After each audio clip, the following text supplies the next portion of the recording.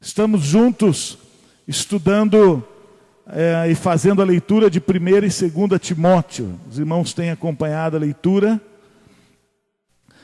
Um tema mais ou menos abrangente das duas cartas, falando sobre isso, a correção pela palavra de Deus. Paulo, quando vai escrever a Timóteo, Timóteo tinha a responsabilidade de estar à frente de uma das congregações que deu início através de Paulo, e de Paulo dá continuidade agora com Timóteo, e ele então traz recomendações a Timóteo de como lidar com as pessoas e como orientá-las através da palavra. E Timóteo, como era um jovem, Paulo deixa bem claro nos escritos: olha, Timóteo, fale e ensine da palavra. O que faz a diferença é a palavra. Procure caminhar na palavra, procure viver a palavra, procure ensinar a palavra e procure advertir através da palavra. E ele então vai trazer, através dos ensinos a Timóteo, algumas lições importantes para nós também. E nesta manhã eu gostaria de compartilhar com os irmãos sobre uma preocupação de Paulo quando escreve para Timóteo. Se o ensino da palavra é essencial para o viver pleno de Cristo, sem dúvida acontecerão falsos ensinos para tirar essa importância ou desviar o foco do coração das pessoas. Então, Paulo vai trazer para Timóteo algumas estratégias de como combater os falsos ensinos. E a gente, quem leu e está acompanhando a leitura semanal, tem visto quantas coisas estão infiltradas na igreja e que Timóteo está tendo uma grande dificuldade. Porque os irmãos sabem que não é tão difícil assimilar um ensino. O difícil é substituir o ensino depois que você descobre que ele é errado. É mais difícil.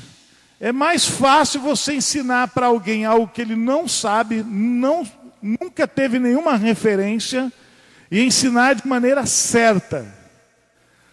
Porque difícil é você ensinar a alguma pessoa a, em primeiro lugar, aquilo que você faz está errado e colocar nele um novo ensino. Esse, sem dúvida, é o grande desafio de Timóteo. É mostrar para as pessoas: olha, isso que vocês estão ouvindo, estão recebendo, estão vivendo, não é verdade. Eu vou tirar do coração de vocês e vou colocar algo que realmente está de acordo com a vontade de Deus. Nós temos essa grande dificuldade de assimilar novos conceitos. Né? Nós temos muito mais facilidade de manter valores que nós já adquirimos, e mudar é muito difícil. Né? Mesmo no dia a dia, às vezes qualquer coisa que aconteça diferente daquilo que estamos acostumados, temos uma grande dificuldade de aceitá-lo. E aqui está acontecendo algo mais ou menos assim. Havia uma aplicação do evangelho na vida das pessoas conforme o entendimento de cada um. E Paulo vai falar a Timóteo: olha, o entendimento da palavra tem que ser conforme a palavra. A palavra é a centralidade. E nós vamos então compartilhar um pouco sobre isso nesta manhã. Pode passar, meu jovem. Como combater então os falsos ensinos? Uma coisa essencial que Paulo vai discutir com Timóteo é isso. Qual é a mensagem principal do evangelho? Jesus salva. Olha lá, 1 Timóteo capítulo 1, versículo 15. Então Paulo, antes de começar a falar qualquer coisa, ele vai trazer a essa palavra, né? 1 Timóteo, capítulo 1, versículo 15. Fiel é esta palavra e digna de toda a aceitação, que Cristo Jesus veio ao mundo para salvar os pecadores, dos quais eu sou o principal. Esta é a mensagem de Deus através da igreja. Qualquer outra mensagem pode até compor alguns outros propósitos, mas o alvo, a mensagem principal do Evangelho é anunciar que Jesus Cristo salva. Salva quem? Pecadores. Essa é a mensagem. Nós muitas vezes pensamos e nos preocupamos como tantas outras verdades que são também necessárias à nossa vida com Deus, mas tem tomado o lugar desta mensagem principal. E hoje nós temos vivido muito disso, né? A mensagem do Evangelho de um Cristo que salva, parece que ela faz parte de uma série de outras vantagens, vamos dizer assim, do Evangelho. E na realidade a Bíblia vai focar nesse que é o principal propósito. Olha, Timóteo, pode ensinar a igreja todos os dias, todos os momentos, que Cristo salva o pecador. Essa é a mensagem. As demais coisas que vão compor a vida ou o ministério com relação ao ensino da palavra, ele vem em segundo plano. Em primeiro é Jesus Cristo salva. E uma coisa interessante que quando Paulo vai falar para Timóteo, há um sentimento na igreja de que ser salvo por Jesus parece que é algo insuficiente. Parece que a salvação em Cristo, ela não é algo que inunda e transborda o nosso ser. Parece que falta alguma coisa. Esse sentimento do homem de poder viver Jesus Cristo e não se satisfazer com a graça salvadora de Jesus. E aí passamos como igreja a sentirmos necessidades como se a salvação não fosse algo que nos completa. E Paulo vai sempre ressaltar a Timóteo esta verdade. Então, a mensagem principal do Evangelho é Jesus Cristo salva o pecador. Essa é a mensagem. E já é uma mensagem que deveria ser digerida por nós do início até o fim das nossas vidas. Porque quando nós pensamos na salvação em Cristo, está sendo apresentado um plano muito maior do que simplesmente entregar a minha vida a Jesus e passar a viver aquilo que Deus tem para nós. Nós temos visto que as implicações de uma vida entregue a Cristo Jesus são imensas. Tem muito mais a ser vivido em nós do que simplesmente aceitarmos como sendo o princípio de um anseio do coração em Jesus para descobrir e cobrir outras ansiedades da minha vida. E muito que Timóteo vai falar é sobre isso. Parece que Jesus Cristo não satisfaz mais a igreja. Então, essa é uma atitude que vai percorrer os ensinos da carta para ressaltar o quanto é indispensável Jesus. E nós temos que pensar muito sobre essa atitude de salvação em Cristo, porque Paulo vai falar a Timóteo algo interessante também, que não somos nós que aceitamos a Jesus, mas é Ele que nos aceita.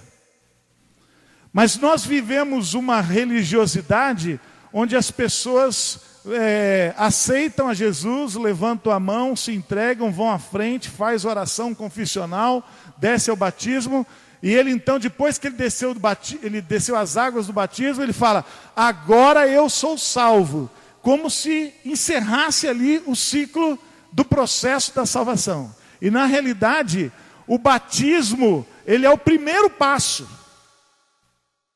ele não é o fim, por isso é batismo. Batismo é o primeiro passo de um processo de vida que vai culminar no final dela, quando encontrarmos com Jesus, e aí sim vamos poder realmente dizer: olha, eu sou salvo.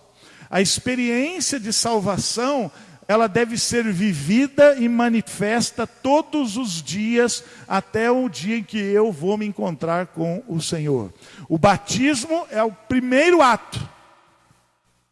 O batismo não é aquele: ufa, agora estou batizado, agora estou tranquilo, agora eu sou salvo. Inclusive nós temos essa facilidade, né, de identificar. Quantos aqui já aceitaram a Jesus? Todo mundo levanta a mão, né?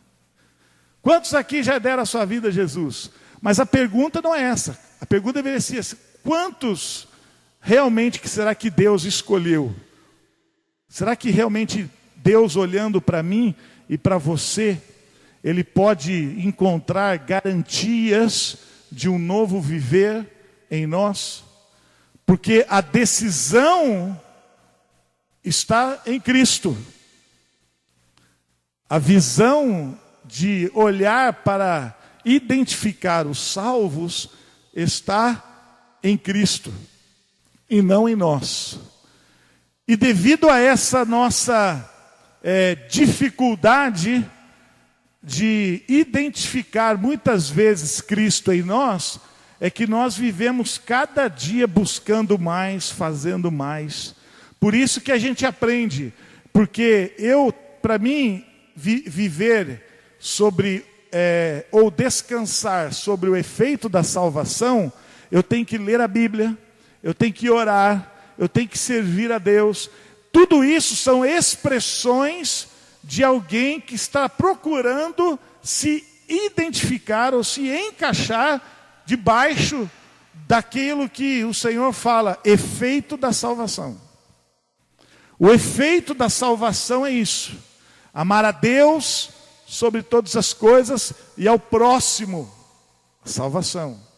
Amar e obedecer a palavra é um efeito. Viver uma vida de arrependimento e perdão, efeito da salvação. Então, toda a nossa vida, ela é pautada sobre este crivo, de analisarmos como está a nossa vida em relação a Cristo. Tem alguns valores que não necessariamente evidenciam a salvação. Quer um exemplo drástico? Estou doente, com câncer. Estou com menos ou mais salvação?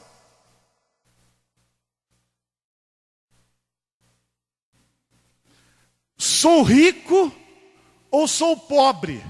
O que isso implica na minha identidade de salvação?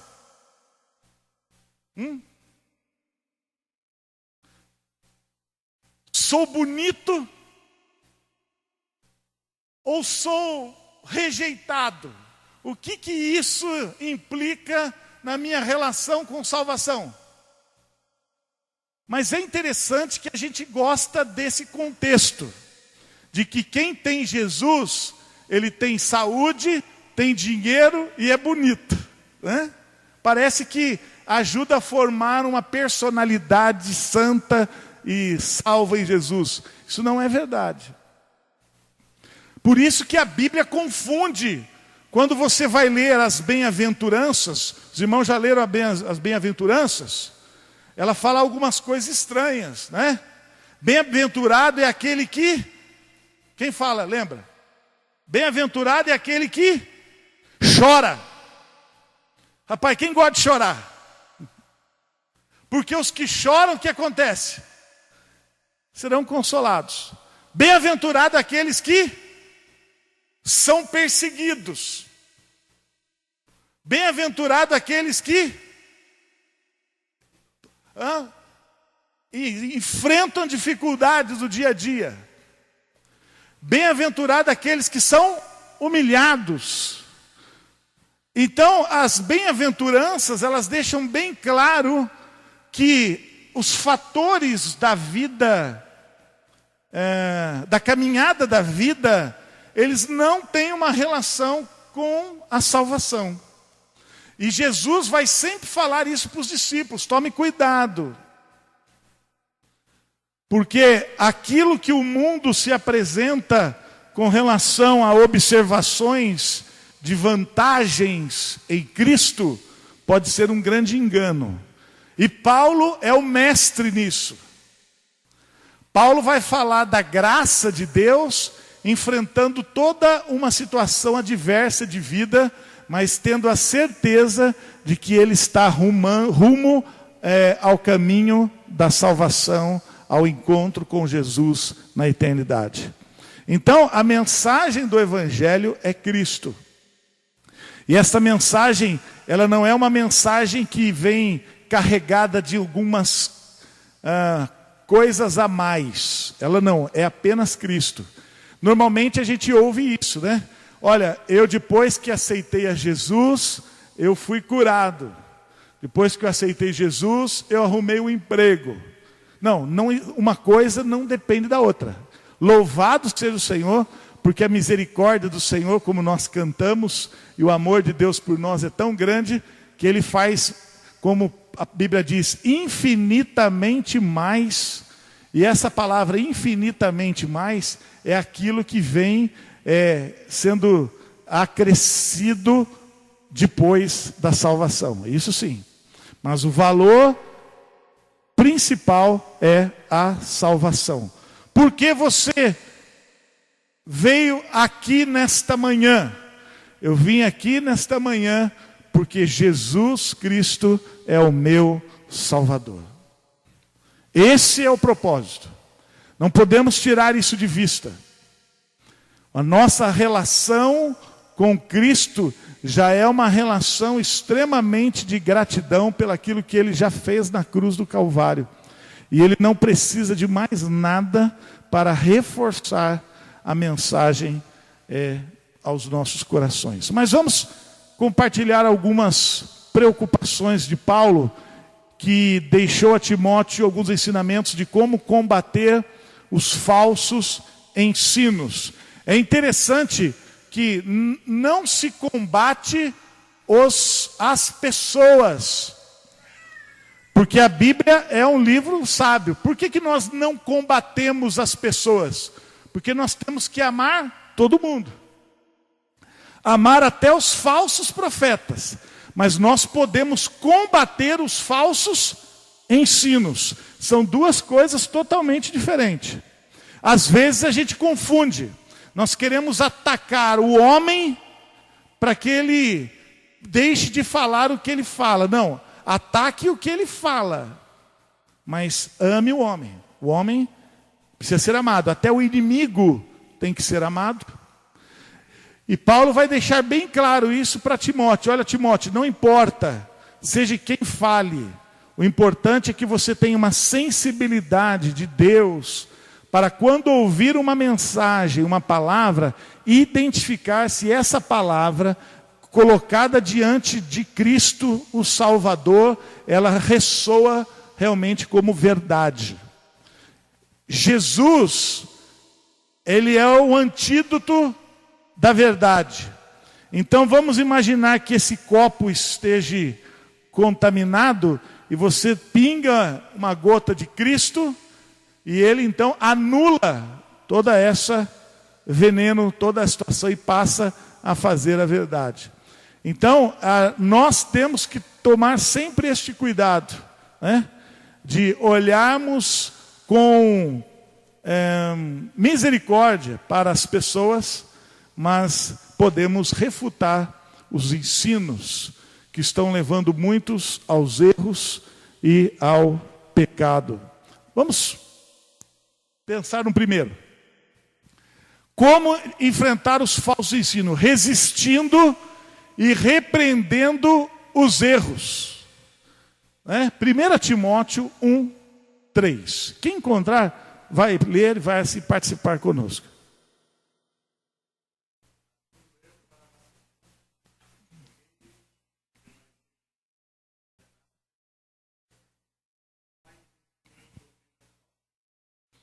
Olha só, Paulo, quando vai falar para Timóteo, ele vai dizer isso aí, olha, advirta algum dessas pessoas que estão ensinando, através da palavra, combater a palavra pela palavra. E uma coisa interessante que, duas questões, resistir e repreender os erros, exige conhecimento da palavra.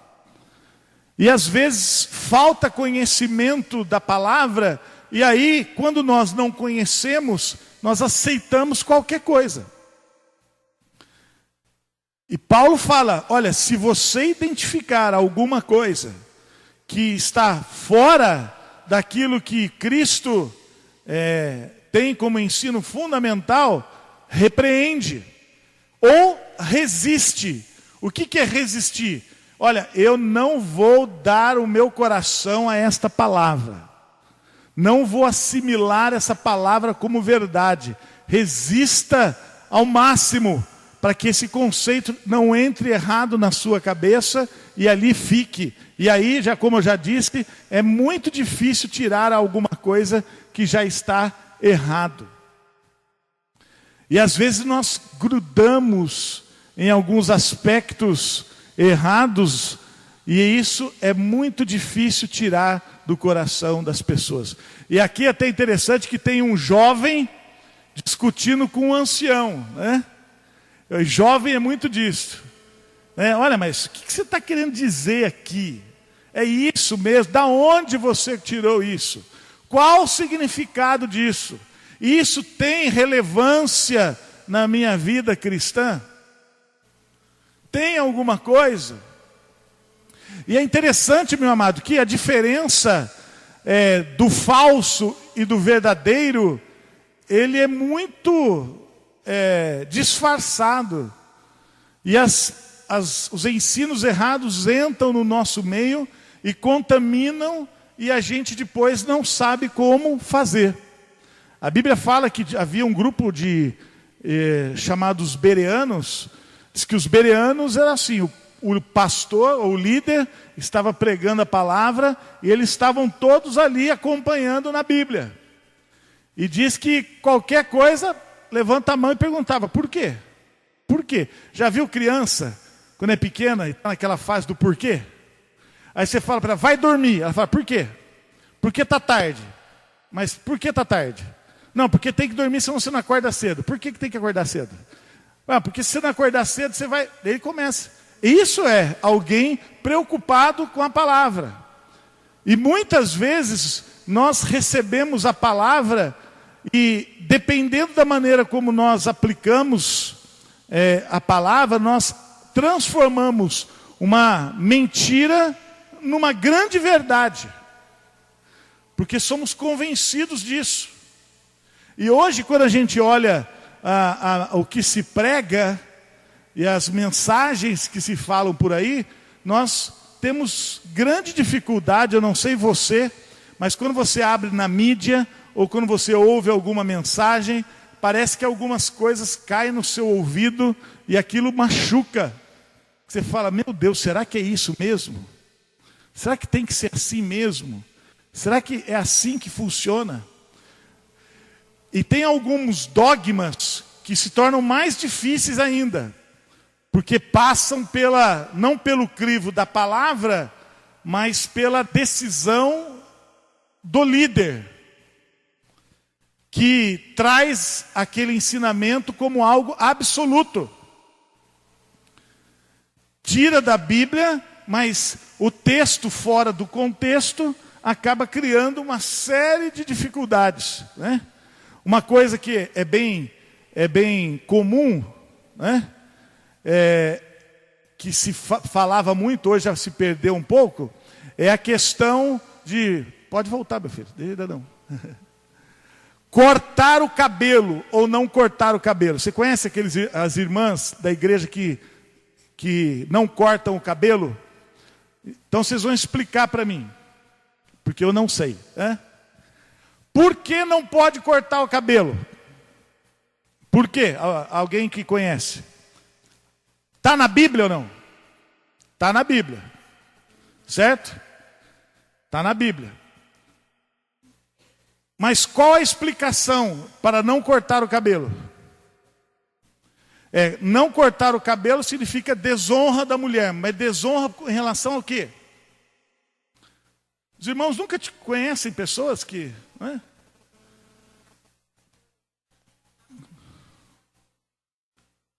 Não sabe por quê, né? Isso. A ideia é que o cabelo comprido reflete a santidade. O que tem que ver o cabelo? Eu orei para o Anatólio, dei risada, se tivesse que crescer o cabelo, hein, Anatólio? Brincadeira. Mas o que reflete o cabelo com santidade? O que reflete andar de saia e não de calça? O que reflete usar maquiagem ou não usar? Né? Qual é o ensino? Tem a contribuir alguma coisa? Tudo está na palavra, né? Se você olhar na palavra, né, essa ideia de não cortar os cabelos, próprio Paulo fala. Mas qual o contexto? Não tem nada a ver com santidade. Não, e hoje é assim, quem tem o cabelo mais longo é mais santo, né?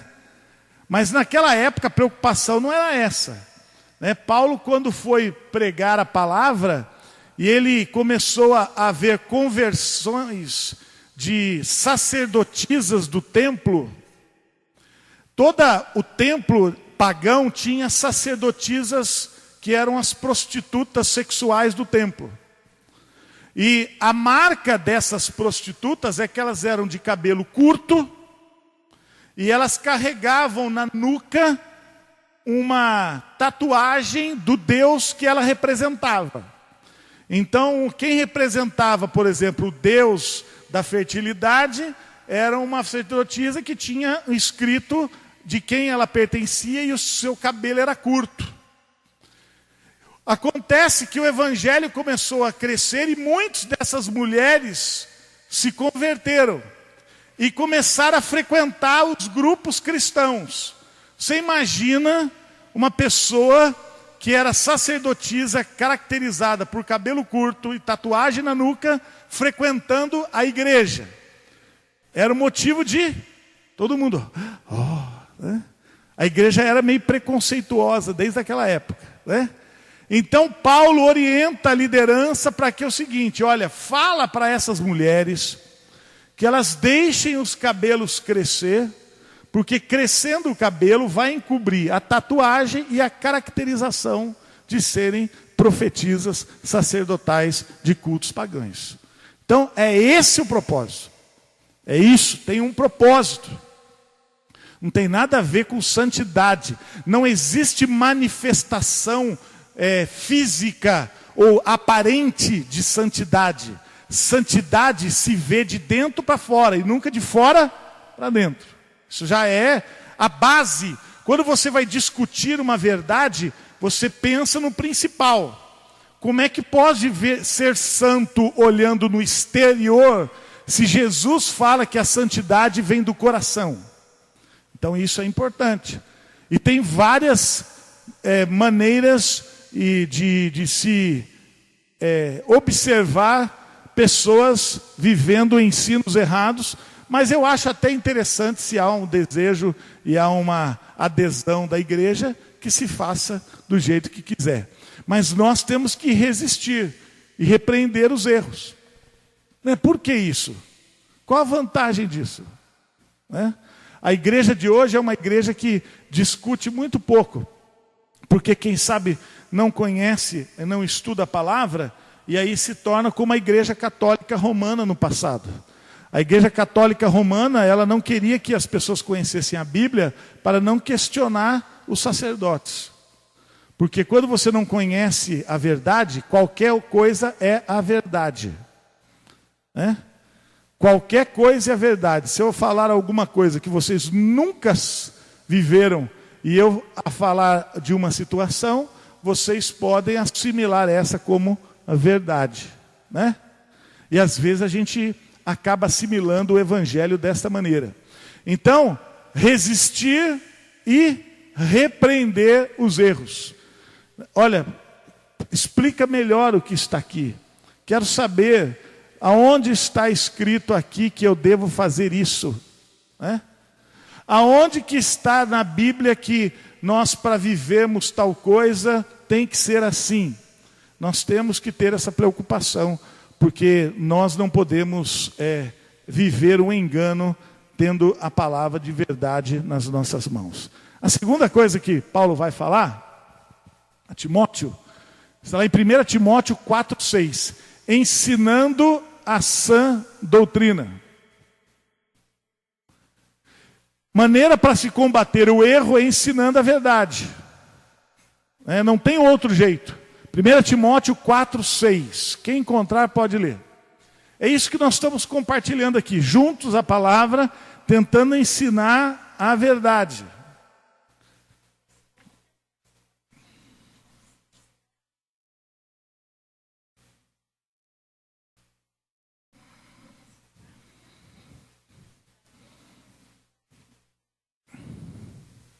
Então, como bom ministro de Cristo, alimente-os com a palavra da fé e a boa doutrina. E às vezes a gente encontra igrejas que são totalmente desnutridas, porque tem muito pouco do ensinamento da Bíblia. A palavra de Deus é essencial para o nosso viver em Cristo. E há uma necessidade de investir tempo para aprendermos a palavra. Nós estamos hoje numa época em que as pessoas vêm ao culto rapidamente, entra, sai e não querem ter tempo para ler e aprender a palavra. A escola bíblica dominical parece que está ficando cada vez mais fora de moda. A leitura da Bíblia durante a semana já é quase sem tempo. Buscar aprender a Deus, investir tempo na leitura e no conhecimento tem sido algo muito pequeno. Eu pergunto para você, quanto tempo na semana você gasta lendo e aprendendo a palavra de Deus? Muito pouco. Muito pouco. E nós precisamos ter essa sede, esse desejo de nos alimentar da palavra. Eu acho interessante quando Paulo vai falar a Timóteo sobre alimento da palavra, é como a mesma comparação do que o alimento físico. Nós não conseguimos ficar sem comer para alimentar o físico.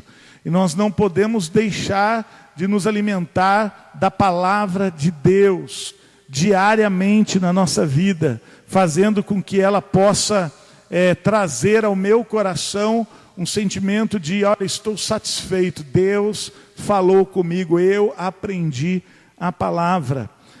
Há um tempo atrás, nós havíamos uma busca muito maior de conhecer a palavra de Deus, nesse aspecto de que, pelo conhecimento da palavra, nós não só iríamos experimentar uma experiência com Deus, mas se evitaria maus ou erros que nós normalmente cometemos.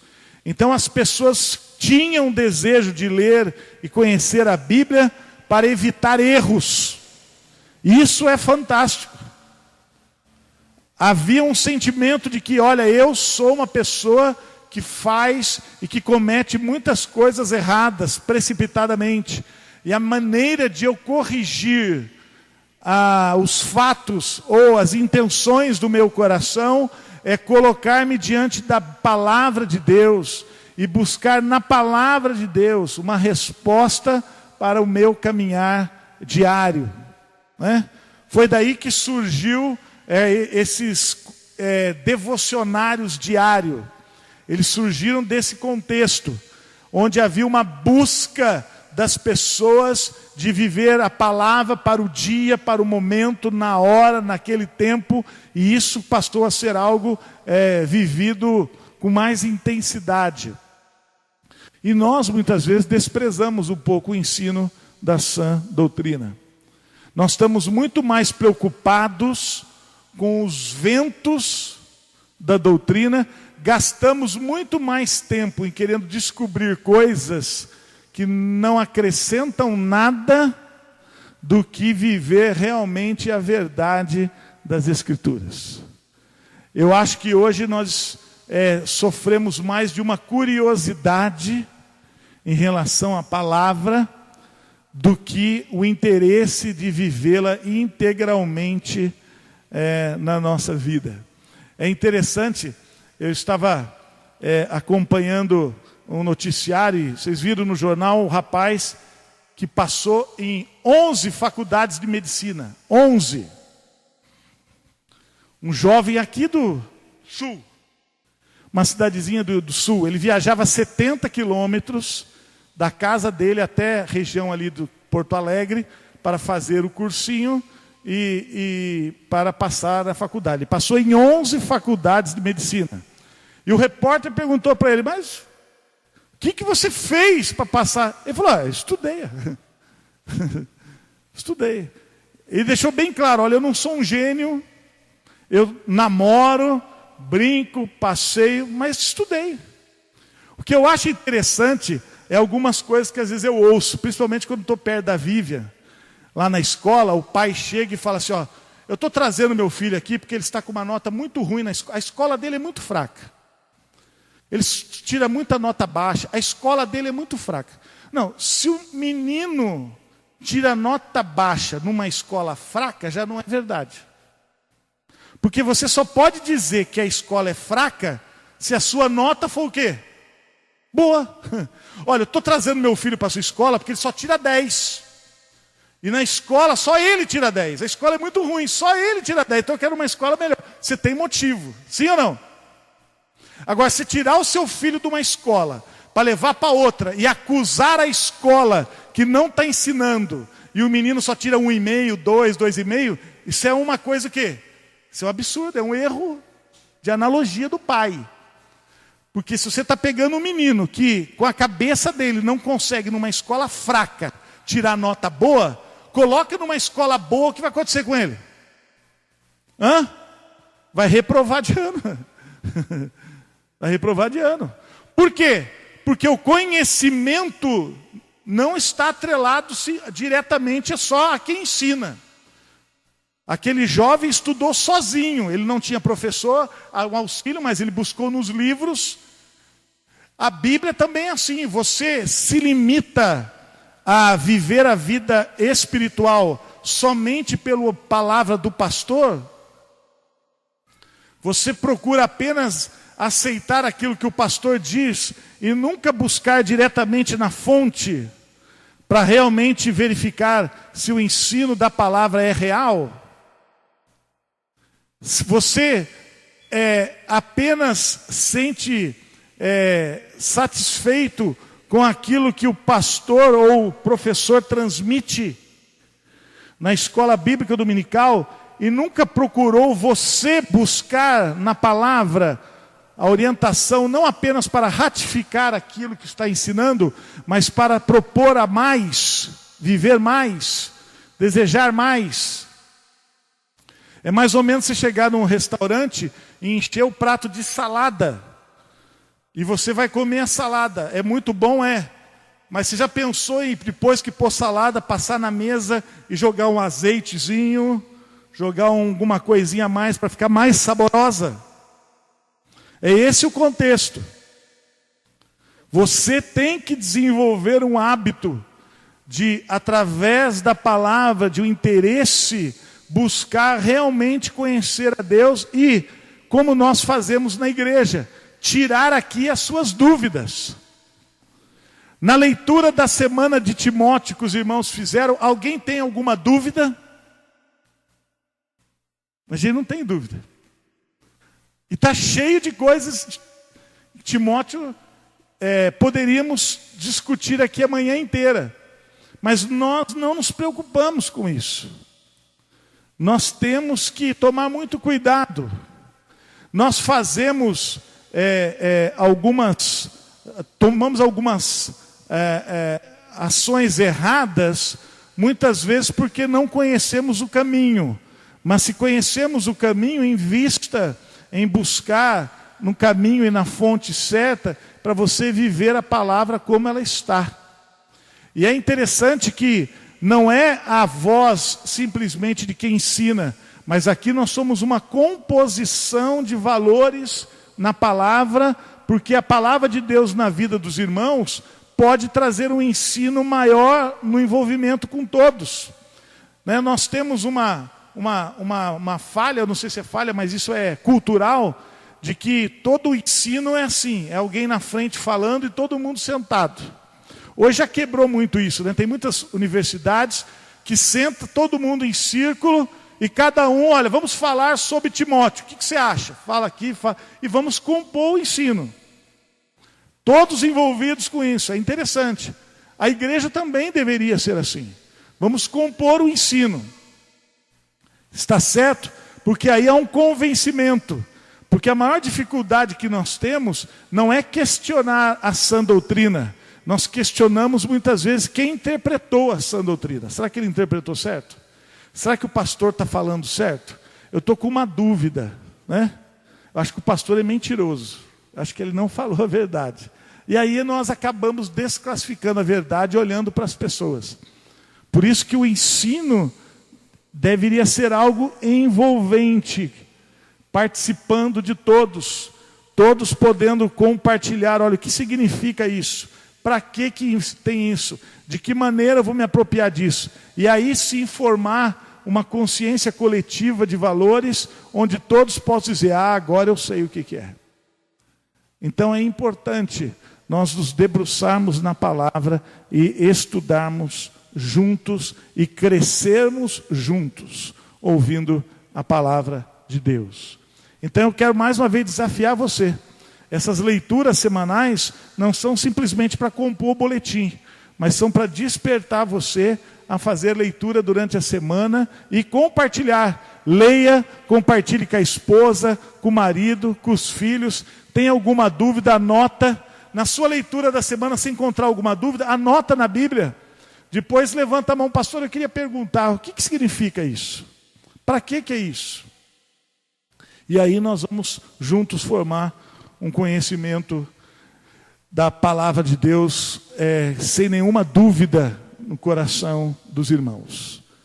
Terceira coisa que Paulo vai falar, outra maneira de combater os falsos ensinos, é sendo modelo daquilo que ensina. 2 Timóteo 1,13. Quem encontrar pode ler.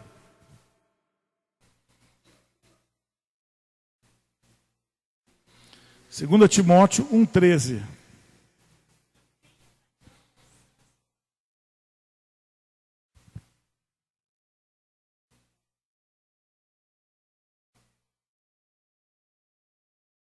Conserva o modelo das sãs palavras. A referência que Paulo fala é que a palavra de Deus aplicada na nossa vida, ela tem um efeito muito maior no contexto de ensino do que simplesmente falar, né? Aqui estão vendo, aí tem o pai fazendo oração, olha lá o menininho do lado, né?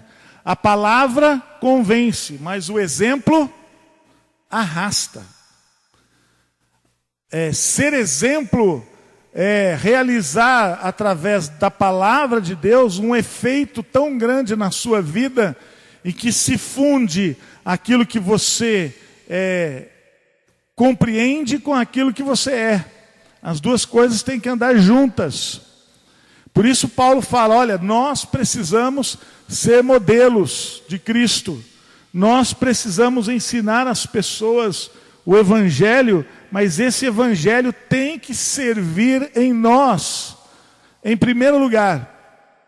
Para que as pessoas, quando falarem, olha, é impossível viver Jesus assim, você vai falar, não, mas eu vivo assim. Não dá para suportar as coisas deste jeito. E você fala, não, mas eu suporto, porque eu vivo assim. Então a maior maneira de expressarmos a palavra de Deus é assimilando a palavra na nossa vida, tornando o que Paulo vai falar, nós somos as cartas vivas através da proclamação do Evangelho. As pessoas têm que olhar para nós, identificar em nós o Evangelho que eles não conhecem. Nós conhecemos a Bíblia, mas o seu vizinho, ele não conhece a Bíblia. Ele conhece quem? Você. E é através de você que ele precisa ter uma noção de que isso aqui faz parte da sua vida. As pessoas não sabem que você tem Cristo, mas as suas ações podem revelar Cristo ao mundo.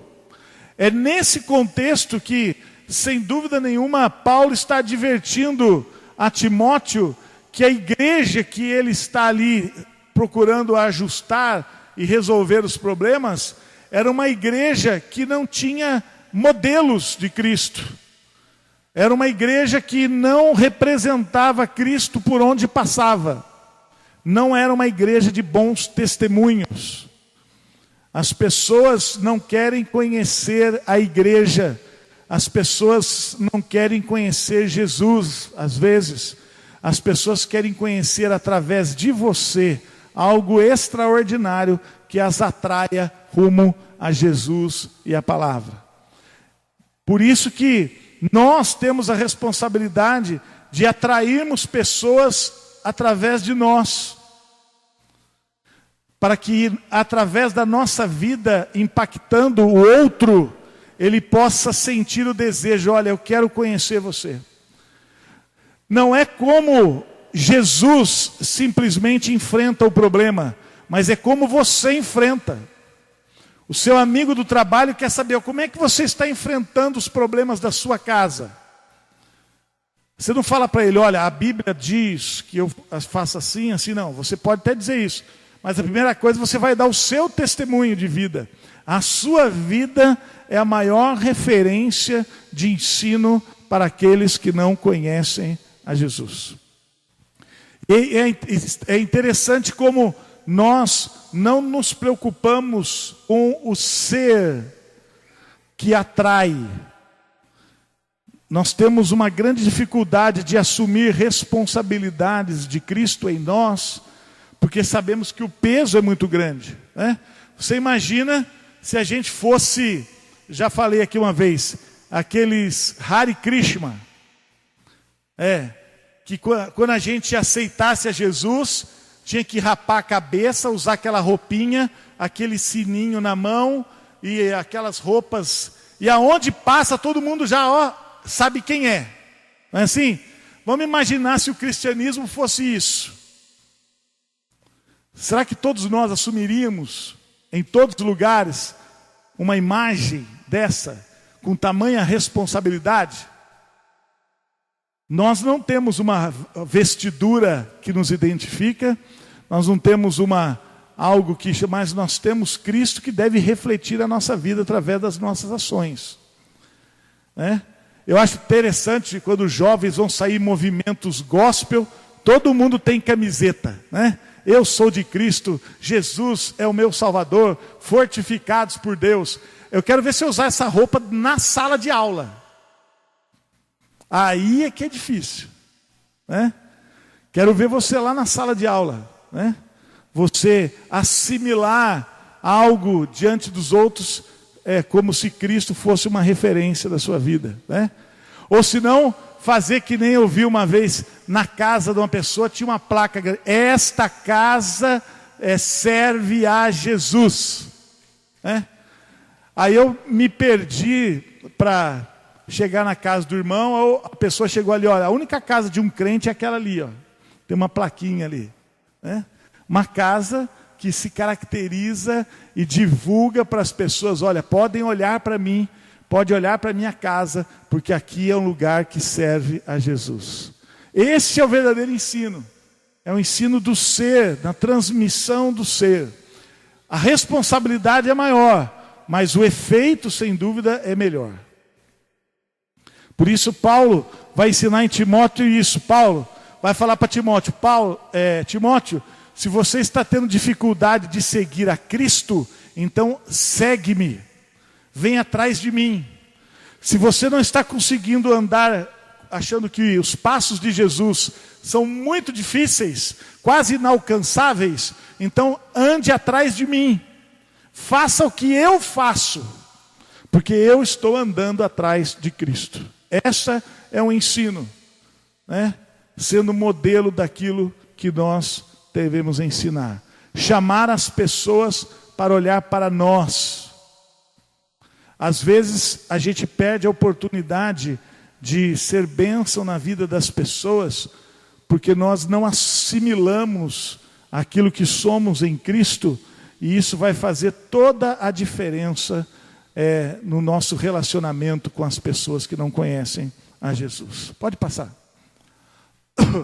Eu quero encerrar com João 8,32. E conhecereis a verdade, e a verdade vos libertará. A melhor estratégia para se combater os falsos ensinos é o conhecimento da verdade. Já dizia um tempo atrás uma história que pegaram um policial que é especialista em detectar dinheiro falso. Um americano especialista em identificar a nota falsa. E aí a pergunta que fizeram para ele: como ele conhece, quais são as características de uma nota falsa que faz com que ele, de uma maneira rápida, detecte que ela é falsa ou verdadeira.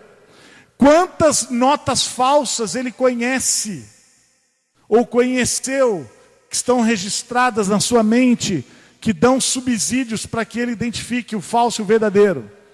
E aquele homem falou assim: olha, eu não conheço nenhuma nota falsa, eu só conheço a verdadeira.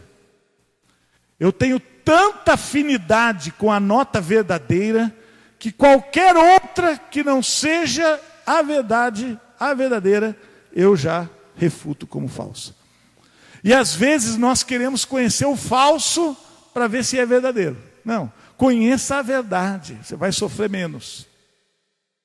Conheça a verdade. Parta o seu princípio de valores com relação a conhecimento de Deus, ouvindo a verdade. E não querendo detectar o que existe de falso, que você vai acabar se confundindo. Nós precisamos ter uma mente, um coração aguçado na verdade, para que quando você ouvir algo que soa como falso, você fala: isso aí não é legal. Isso não encaixa naquilo que a palavra de Deus fala ao meu coração. Por isso, nós há um tempo atrás vivemos um evangelho de se procurar conhecer mais o diabo para viver a vontade de Deus. E você, já deve ter visto isso, houve um grande alvoroço. Todo mundo querendo conhecer o jeito que o diabo age. Se o diabo faz isso, o diabo faz aquilo, se ele está em cima, se está embaixo, se age na encruzilhada, se é o diabo da região, o diabo da esquina, do quarteirão, o diabo dos brinquedos, o diabo das pedras, o diabo das... E todo mundo queria conhecer algo diabólico. E perder a sensibilidade de Deus. Hoje, a gente já não sabe mais. Basta olhar para Deus. Se você tem uma sensibilidade de Deus, Com certeza, quando o mal aparecer, ou quando algo errado acontecer, você vai perceber a cilada do diabo. Mas a gente começou a investir isso, né? 10 maneiras de identificar o diabo, 15 maneiras de controlar o diabo, 17 pontos para você detectar o diabo na sua casa. Aí você e a gente ficou meio assim, há uma assombrosa expectativa do mal. E na realidade, que é o diabo perante Deus? Mas por quê?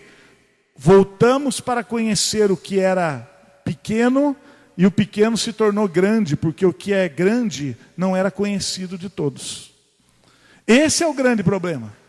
Então nós temos que voltar para Deus, conhecer a verdade de Deus, analisar as coisas do ponto de vista de Deus, ter uma sensibilidade do que é de Deus, né? Eu gosto muito disso. Nós estávamos na igreja, eu vim de uma igreja tradicional, e nós estávamos no meio do culto, e entrou uma pessoa no culto, e a pessoa, na mensagem, foi possuída pelo diabo. Os irmãos já viram isso na televisão, tem muito. Então vem, começa a fazer barulho, e vem. Chegou até a frente, o pastor olhou e falou assim: mentiroso, você está bêbado, está querendo fazer confusão na igreja. O bêbado se aprimou assim: tá bom, pastor, e foi embora.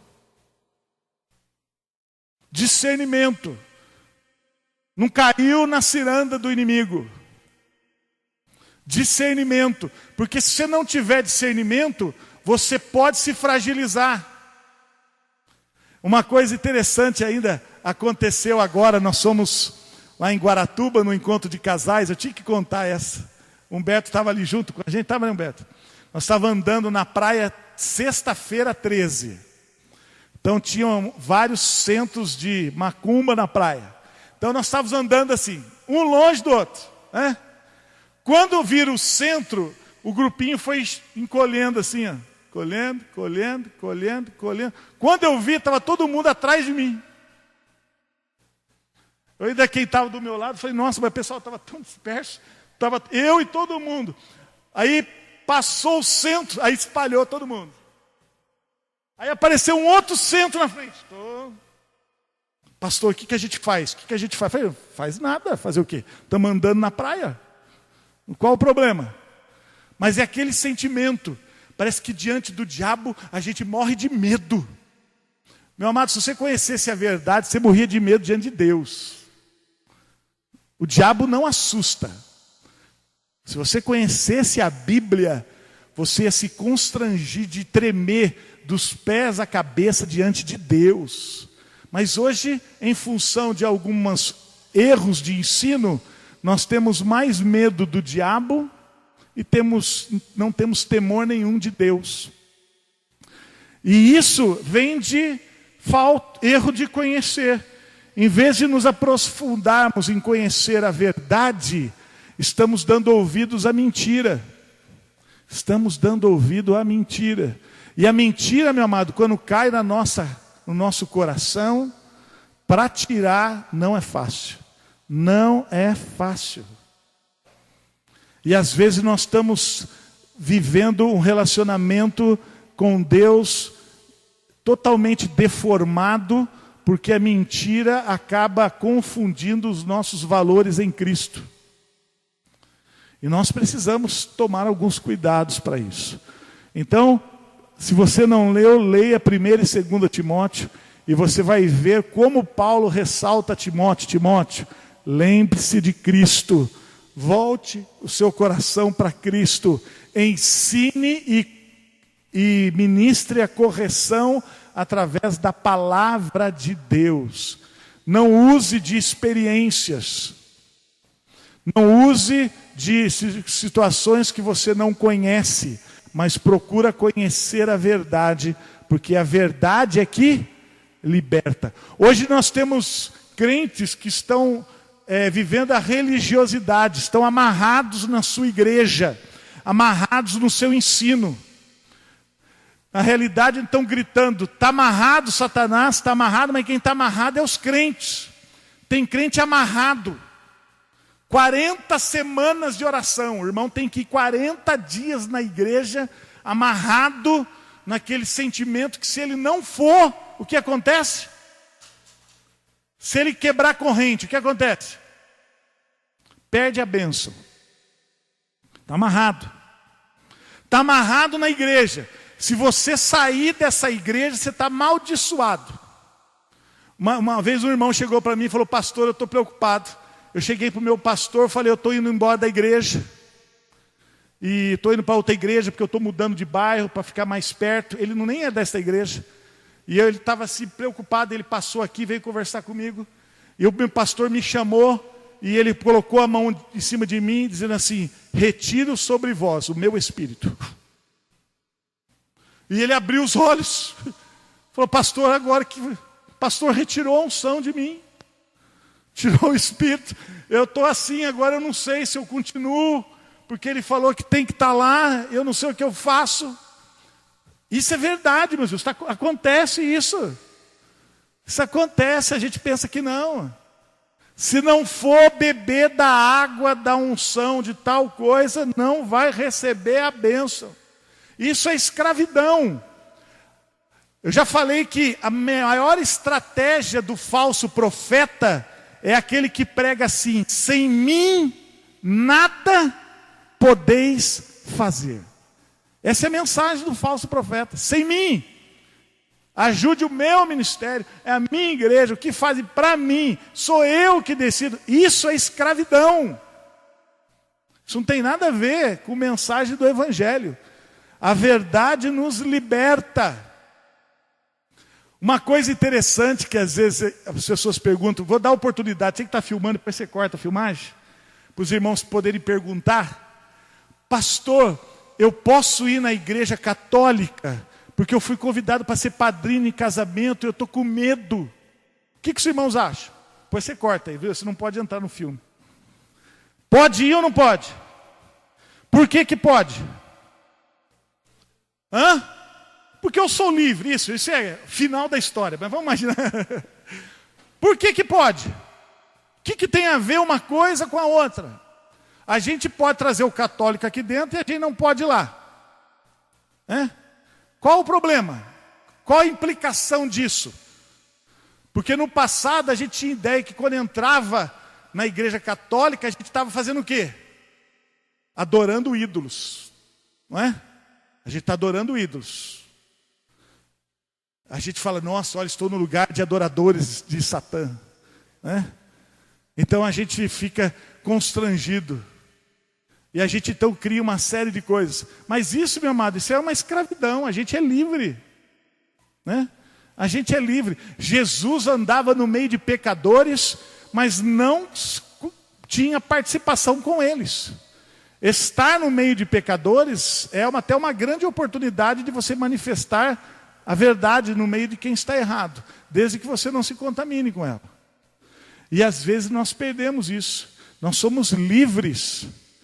Eu acho interessante como o evangelho tem escravizado valores e pensamentos. Que mais? Mais alguma observação que os irmãos veem de estarem presos à religiosidade?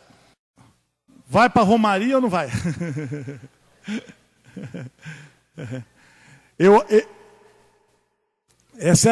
Vamos pensar um pouco interessante. Que vamos imaginar que é um vizinho amigo. O senhor já convidou para vir à igreja? Ele já veio à igreja? Então o senhor deve ir também. Se ele é um amigo, foi convidado, veio à igreja e agora está convidando, vá. Qual o seu papel diante disso tudo? É demonstrar, estando lá, que a relação não é com a imagem, mas é em amor, em carinho e retribuição ao amigo. Eu estou aqui por sua causa, em respeito a você.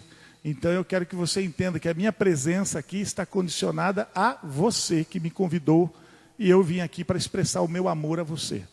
Não vai sofrer nenhuma manifestação e nada que tem da religiosidade, né?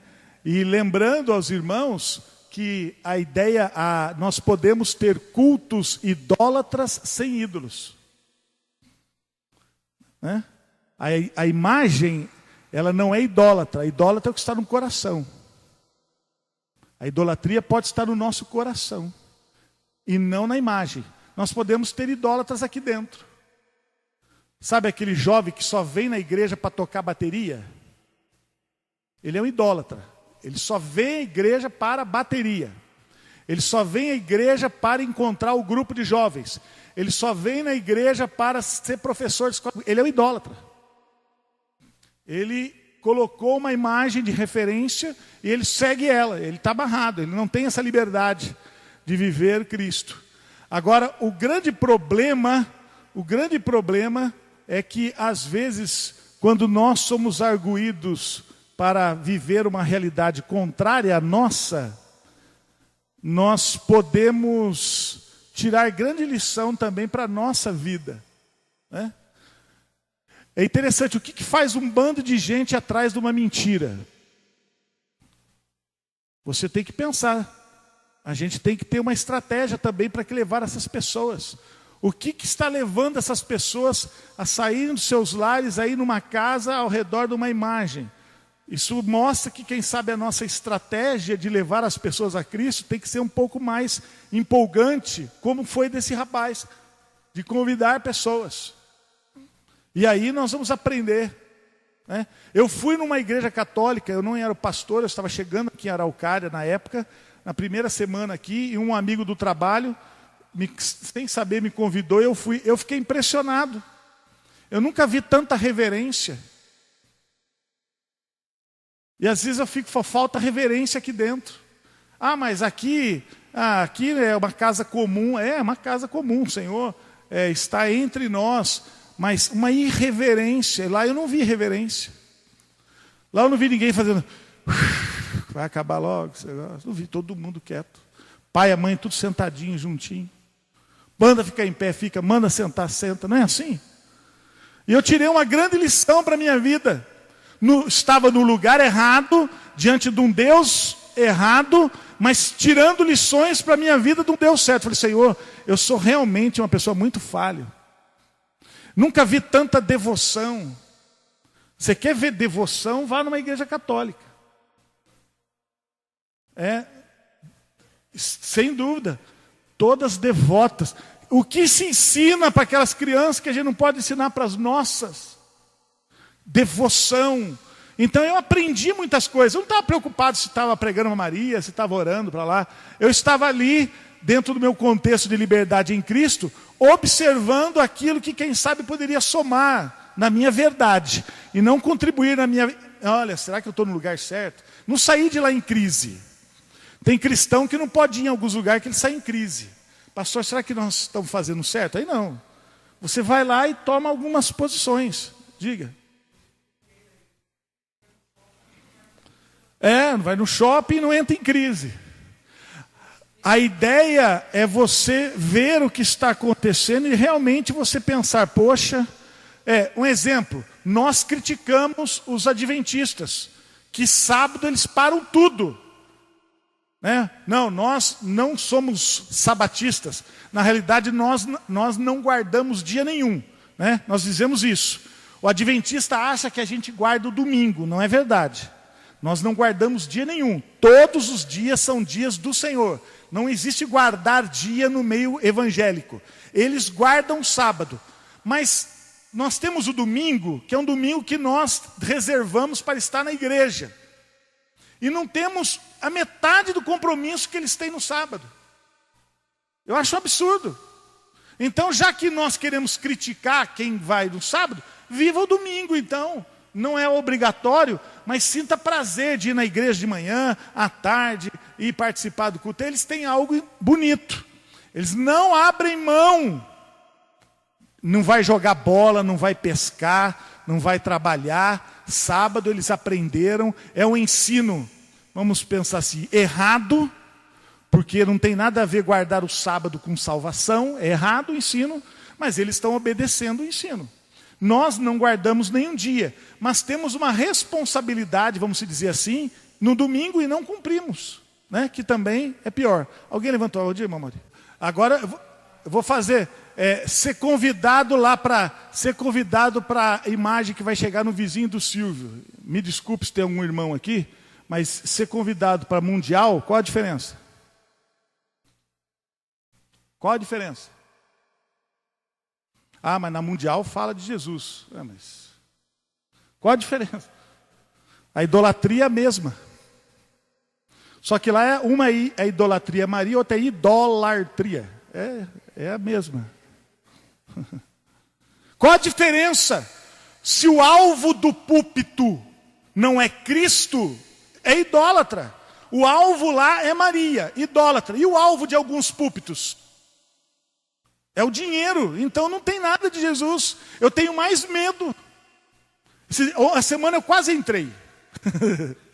Eu ia me aconselhar lá com um conselheiro. Ele falou, rapaz, o que você está fazendo aqui? Mas qual a diferença? Da onde que se tira que a gente precisa plantar no reino para receber dinheiro? Aonde? Aonde a Bíblia está falando isso? Aonde que se diz que é dando que se recebe? Aonde se diz que sacrifício agrada a Deus? Dando, aonde? Então é o mesmo, eu fico mais preocupado com isso. Só que nós não questionamos, porque tem uma faixa que diz que é mundial de Deus. Que é então de Deus. Meu amado, tem muita coisa que é de Deus que não tem nada de Deus, né? Agora ali, você pode ter alguma recomendação, vamos dizer assim, a prevenção. Voltando ao caso, se esse amigo convidou você porque é amigo, é uma coisa. Agora, se ele convidou você para testar você, isso já mostra que você já está frágil na fé, né? Porque tem gente que testa a gente, né? Tem gente que sabe, você chega no seu trabalho triste, aborrecido, brigado com a mulher, bateu no cachorro, endividado, cabisbaixo, xingando todo mundo. Cara, o que você tem? Ah, minha vida está no inferno. O cara fala, rapaz, não sei não, eu tenho um centro que eu vou, lá resolve tudo. Estou alegre pra caramba, você não quer ir comigo? Aí a pessoa fica assim, mas ele está querendo confrontar, quer dizer, ele está olhando que o meu Deus está me deixando triste, de verdade, e o Deus dele que é falso, de alegre, eu posso estar sendo convidado exatamente para confrontar isso. Foi o que aconteceu com Jesus. Jesus 40 dias sem comer nada, uma fome danada de jejum. O diabo aparece nele. O diabo não falou para ele, como é que está? Tudo bem? Vamos ler a Bíblia? Não, ele falou nada disso. Ele falou assim, está com fome? Eu falei, lógico, pergunta boba. Estou triste, o semblante abatido, né? E o diabo falou mais ou menos assim para ele, Deus não está te dando comida? Deus te exigiu 40 dias de fome?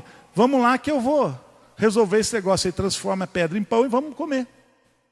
A chantagem é a mesma, porque o que os falsos ensinos e os falsos conceitos de Deus querem provar que o nosso Deus está errado. E muitas pessoas olhando para nós, acham que nós estamos vivendo errado e querem levar a gente para ver algo certo. Então depende muito do nosso testemunho também, né? Também. Então isso é uma fragilidade que nós temos que corrigir. Vamos aqui, alguém aqui? Só uma atenção, um dos grandes privilégios que eu tive do ministério de estar aqui, foi o Humberto que me proporcionou eu poder estar lá na PUC, fazendo abertura de uma escola que tem uma identificação católica muito forte, convidado a dar uma palavra. Eu não dormi à noite, falei, meu Deus, o que eu vou falar? Porque já vou aborrecer. Mania que crente vai para aborrecer já a fé daqueles que estão ali. Esse não é a nossa questão. Primeiro, lá não é o momento de você chutar a santa, não é momento. Né? A expressão maior de Cristo em nós está em amar o pecador ao ponto que o vizinho vai entender o que esse crente de Jesus, de fato, que não acredita na idolatria, que não sentaria aqui, que não está aqui, o que o move está aqui. Aí vai gerar uma reflexão, né? Então eu acho nesse contexto, então estar num lugar onde talvez não seria o nosso lugar, mas reconhecidamente podendo levar as pessoas a refletir também o porquê que nós estamos lá, sem gerar nenhum constrangimento, mas tentando aí em amizade expandir no coração daquele que convidou, daquele que estão ali, algo que pense a mais, né? Eu ainda acho que ainda é a melhor estratégia do que a rejeição, né? Da gente poder simplesmente se curvar a uma rejeição total, sem nenhuma uma relação assim com a pessoa que está envolvida. Diga, moço. Depende muito da maneira, vocês. Não estou restringindo a lugar nenhum. Dependendo da maneira. Antes da irmã Eliana falar, eu trabalho aqui, Paraná e Rio, e toda vez que eu vou para Resende, eu levo alguém, e um dia na ida eu passei na Aparecida, o funcionário que estava lá, meu sonho é entrar na Basílica. E ele olhou para mim com aquele sentimento que eu era pastor, jamais eu ia parar lá, né? E na volta ele passou de novo, falou, puxa vida, passamos de novo. Falei, não, vamos entrar. Eu fui com ele lá na Basílica. Entrei junto com ele, pior que eu conhecia mais lá do que ele até. Entra por aqui, saí ali, já tinha uma ideia, a gente é da região ali, né? E fui, ele viu uma devoção fantástica, né?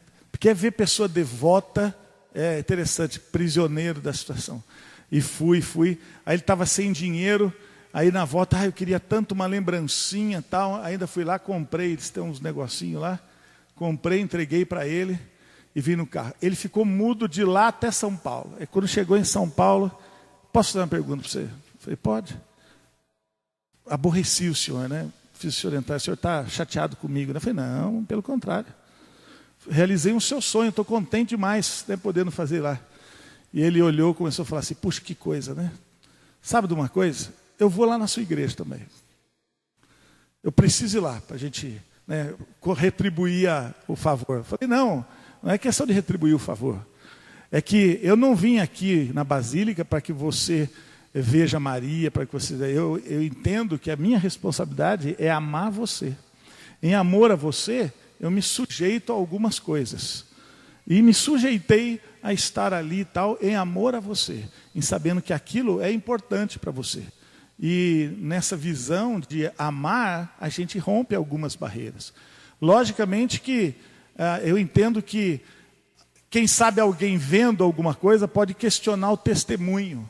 Mas eu volto a falar, é muito individual de cada um a maneira como você vai fazer, né? Lembrando que quando Jesus foi até o Gadareno, todos fugiram do endemoniado, mas Jesus vai no cemitério, atrás do Gadareno, né, para expulsar o demônio. E ele vai com esse propósito, de encontro a um lugar onde todo mundo tinha como tenebroso o rapaz da situação. Porque não há um constrangimento com relação ao pecado, simplesmente, mas há um amor tão grande pelo pecador, que faz, como muitas coisas, a gente se submeta a isso, né? Acho que a dificuldade, meu amado, não é a gente confrontar as coisas. A gente tem que chorar por essas pessoas em amor, né? E expressar o nosso amor, de fato, para que a verdade em nós flua de nós com um sentimento maior do que a religiosidade, de que Cristo manifeste em nós, para que a gente possa atrair essas pessoas a Cristo, né? E somente vamos fazer isso através de uma verdade absoluta. Agora, se você é fraco na fé, não tem uma experiência com Deus, ou quem sabe ainda tem uma série de coisas que você precisa aprimorar, tem que tomar muito cuidado, que você pode chegar em determinados lugares e ainda em vez de você aparentemente é livre e vai sair de lá mais amarrado do que entrou, né? Porque o diabo também é astuto. Então temos que tomar cuidado. Não estou dizendo que essa é uma... vamos de todo lugar, vamos... Não é bem assim, né? Tem gente que não está preparado, né? Você tem que ter realmente um coração preparado com Deus para enfrentar qualquer adversidade. É muito mais fácil ou muito mais seguro você se afastar do que aproximar.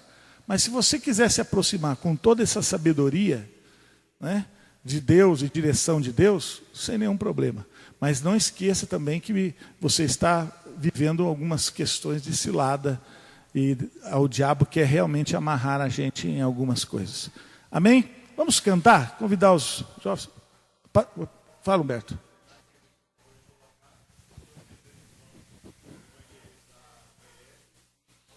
Walter Ege. Eu conheço pessoas que vão atrás de pessoas para falar de Jesus e acabam descobrindo que ele está mais certo do que ele, né?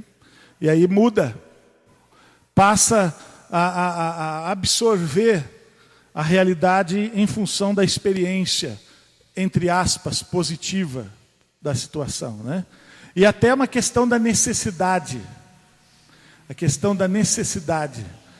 Eu conheço um pastor que pela necessidade, ele perdeu o filho num acidente dramático e ele queria uma resposta. Ele buscava em Deus e quando você não tem uma resposta em Deus na perda de um filho, tem resposta? Não tem, você fica, Senhor, por quê, por quê, por quê? Aí algum amigo dele falou assim, olha, tem uma pessoa que recebe lá espíritos e ele diz que o seu filho está falando com ele. E o pastor foi. Tamanha era a fragilidade do coração. Fragilidade do coração. Então temos que tomar cuidado. Quase, como disse, destruiu mais do que contribuiu. Mas é a fragilidade do coração. Então temos que tomar cuidado. Às vezes não é porque não tem resposta, ou porque assim que a gente toma alguma atitude de encontro a uma situação, e você pode se destruir. Né? Porque se o diabo é astuto, o diabo veio para matar, roubar e destruir. E ele cria uma série de problemas para poder mostrar para nós que nós estamos errados, que o evangelho ele é mentiroso e que os valores são outros. E principalmente a televisão, meus irmãos. Nós estamos sofrendo um ataque da mídia terrível. Terrível, né? Não faço propaganda enganosa, não, mas até os 10 mandamentos o faraó não morreu. Né? Quem está assistindo os 10 mandamentos, faraó não morreu tragado pelas águas. Está vivinho, né? É até romântico.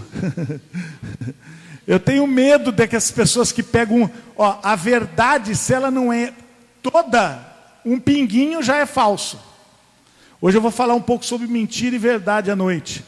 Para adulterar uma verdade, basta um pequeno, fiz tudo certo, mas fez isso aqui, é tudo errado. Então nós temos que tomar alguns cuidados, né? Nós temos que prevenir realmente o nosso coração, porque hoje estamos andando num mundo que é uma cilada, né? Tudo que nós fazemos hoje em dia é uma grande cilada, e podemos muitas vezes abandonar a nossa fé e a nossa relação com Deus, porque nós não temos ainda aquele sentimento de verdade. Você não sente a verdade. Eu digo isso porque nós estamos entrando em coisas parecendo verdade. Ah, pastor, eu comprei o negócio, esse aqui é certo que eu vou pagar. Não consegue pagar. Ah, eu fiz o negócio, é certo? Não dá certo. A gente está cheio de achar que dá certo. Eu tenho certeza que Deus quer e não é. Isso mostra como nossa faro de verdade está muito comprometido. Nosso faro de verdade está muito comprometido. Nós estamos entrando em caminho que quando dá errado, a gente fala, poxa, mas não é Deus? Cadê Deus? Onde está? Então, isso mostra o quanto o nosso conhecimento de Deus é fraco. E para a gente precisa conhecer a Deus, para a gente poder realmente tomar decisões certas, atitudes certas. A melhor maneira para você saber se você está vivendo sobre uma visão correta de Deus, é através de algumas atitudes que você toma. Se forem atitudes que levem a viver uma bênção, um prazer em Cristo, isso mostra que é de Deus. Mas se está gerando desconforto as decisões que você está tomando, isso mostra que quem está tomando decisão não é Deus. É algo que você não percebeu, que está querendo roubar a sua alegria, a sua felicidade. Então isso também é um termômetro para que você possa sentir a verdade, tá bom? Acabou? Pode passar? Acho que tem mais um, não? Acabou, né? Vamos cantar? Queria chamar aqui o grupo para nós cantarmos. Antes nós vamos orar. Baixe sua cabeça, vamos orar. É um assunto extremamente importante. Se você quiser compartilhar conosco durante a semana, venha, estou aqui à disposição, né? Nós estamos hoje realmente vivendo uma questão de religiosidade muito complicada, né? Onde nós estamos na ânsia de querer fazer certo, estamos andando em caminhos errados, porque há uma necessidade. Quando a gente está numa necessidade, a gente, como diz, né? A gente está afogando, e em vez de... então qualquer coisa que jogue para nós, a gente agarra. E às vezes estamos agarrando coisas que vão levar a gente mais para o fundo do que nos tirar das profundezas do mar, né? Então que você tenha sabedoria para isso. Sabedoria. A palavra do Senhor Deus que nos últimos dias os nossos ouvidos vão se aguçar à mentira. Nós já estamos vivendo isso. Nossos ouvidos já se aguçam à mentira, como a gente gosta, né? Nós estamos tendenciosos sempre ao mal. Estamos, em vez de fazermos diferença no pecado, estamos assimilando o pecado. Estamos mais um no meio da multidão. Estamos olhando para Brasília, estamos olhando para Petrobras, estamos dizendo, está cheio de ladrão, corrupto. Mas as coisas estão acontecendo no nosso nível aqui também, e nós nem estamos dando atenção. Essa insensibilidade diante de Deus é que deve ser despertado através de um verdadeiro ensino da palavra. A palavra é sábia, ao ponto em que quando os discípulos foram arguídos por uma jovem que diz, benditos sejam aqueles que vêm em nome de Jesus, eles olharam e disseram, cala a boca, Satanás, esta palavra não vem de Deus, ela parece de Deus, tem um som de Deus, agrada ao meu coração, mas só vai me criar problema. Que nós sejamos esse povo que conhece sensivelmente a verdade e vive a verdade. Pai, perdoa, Senhor, os nossos pecados, porque eu entendo, Pai, que se é o pecado é que encobre o nosso entendimento. O pecado, Senhor Jesus, tira-nos a razão espiritual. Por isso te pedimos que o Senhor nos perdoe, Senhor, para que através do poder da Tua palavra sejamos sábios para as coisas deste mundo. Que sejamos, Senhor Jesus, prudentes, para que possamos, em obediência à Tua palavra, viver e caminhar conforme a Tua direção. Abençoa, Senhor, a Tua igreja, Senhor. Coloca-nos diante da Tua palavra com um desejo profundo de conhecer a Tua palavra, para que quando formos ameaçados, Senhor Jesus, com falsos ensinos, possamos deletar do nosso coração e da nossa mente, para que não sejamos contaminados pela mentira. Abençoa, Senhor Jesus, a vida da igreja, para que, Senhor, a mensagem e tudo aquilo que o Senhor tem falado conosco possa gerar frutos, para que ao sairmos daqui, Senhor, possamos não apenas praticar, mas que possamos multiplicar, Senhor Jesus, este evangelho àqueles que não te conhecem. Eu sei, Pai, que nós precisamos realizar ainda mais esta obra, que o Senhor possa fluir de nós a Tua palavra, através dos nossos atos, dos nossos pensamentos, nossa maneira de viver, proclamando Jesus àqueles que não conhecem. Abençoa-nos, Pai, em nome de Jesus. Amém.